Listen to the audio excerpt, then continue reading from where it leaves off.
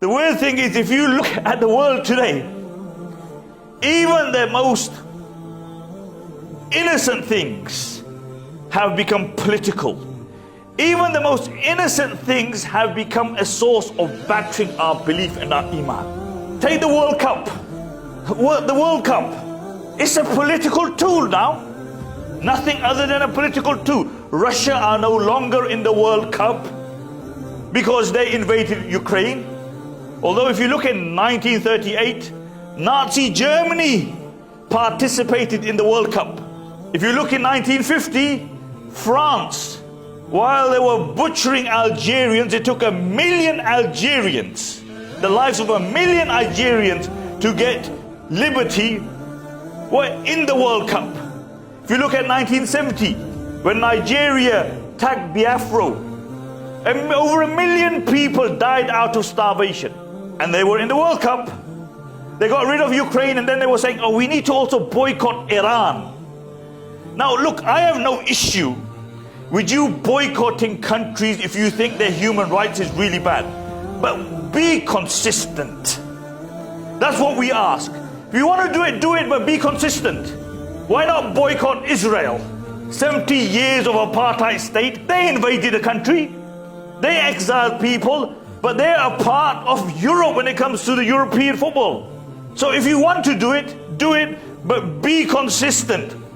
And in the recent days, I'm sure you've heard how Qatar has been battered, beaten black and blue.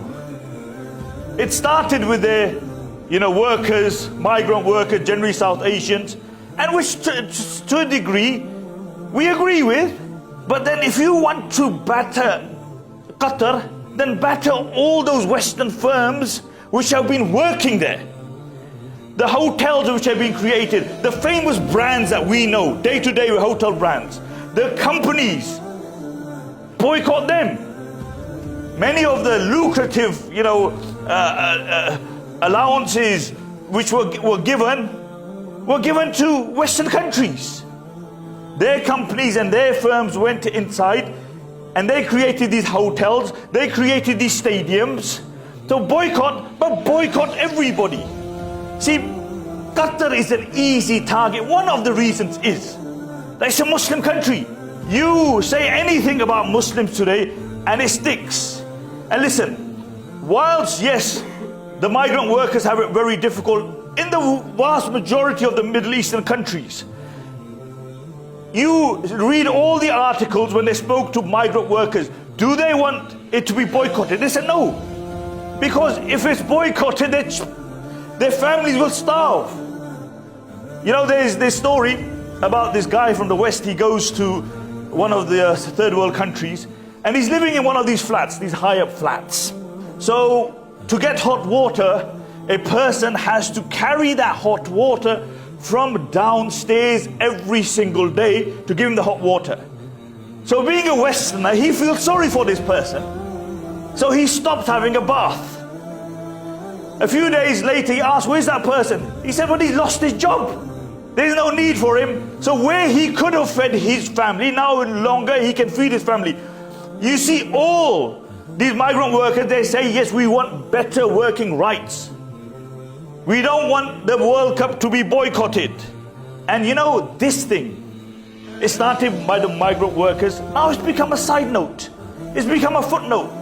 If anybody's been following it, it's all about LGBT now. LGBT rights.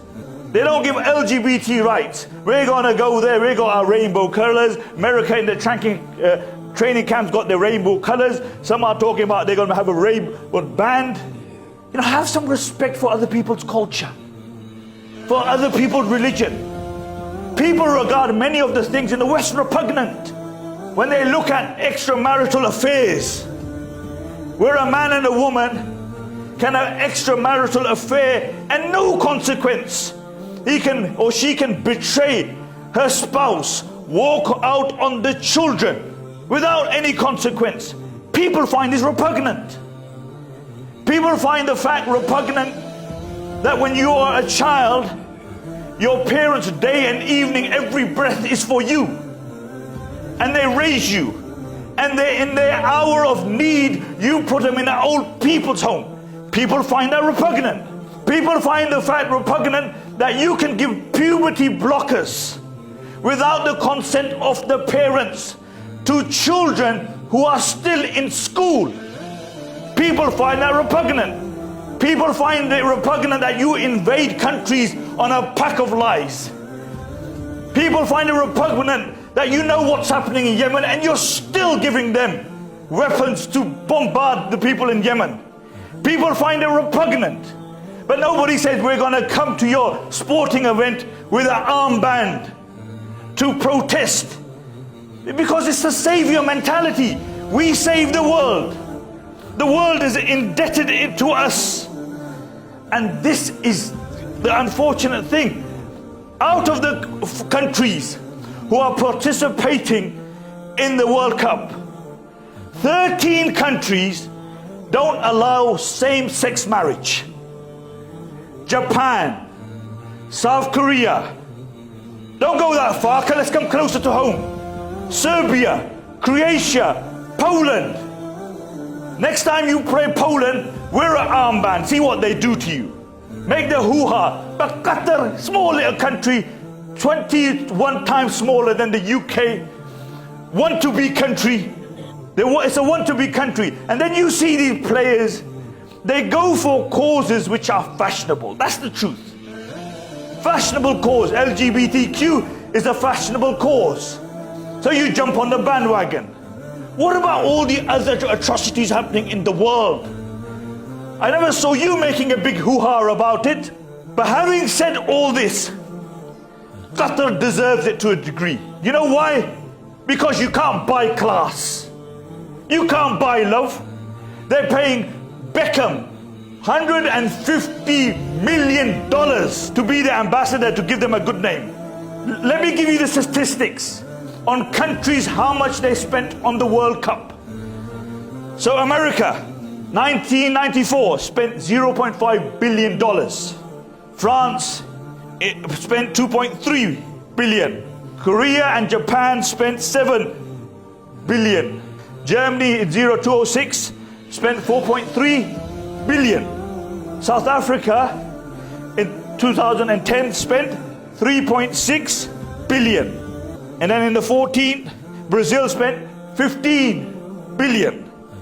Russia in 2018 spent $11.6 billion. Qatar spent $220 billion. So you deserve it. You deserve it. $220 billion to buy other people's respect, to buy other people's love. You know, when Rabi ibn Amir radiallahu anhu was a black Sahabi, Sa'd ibn Abi Waqqas sent him to Rustam, who was the second most powerful man on the face of this earth. And this black Sahabi, who was a slave before, Rustam asked him, who sent you? He said, Wallahu ta'athana li nukhrija man sha min ibadati al-ibad ila ibadati rabbil ibad. He said, Allah sent us to remove whoever He wants from the servitude of man to the servitude of the Lord of man. These were people who were nobody's slaves. They came out of slavery. They found Islam. They found Allah subhanahu wa ta'ala. They only became slaves of Allah subhanahu wa ta'ala. You want to be slaves of other people, and you think you can buy people's love, you can buy people's respect. And this is what happens. If you have no self-respect, brothers and sisters, wallahi, nobody else will respect you.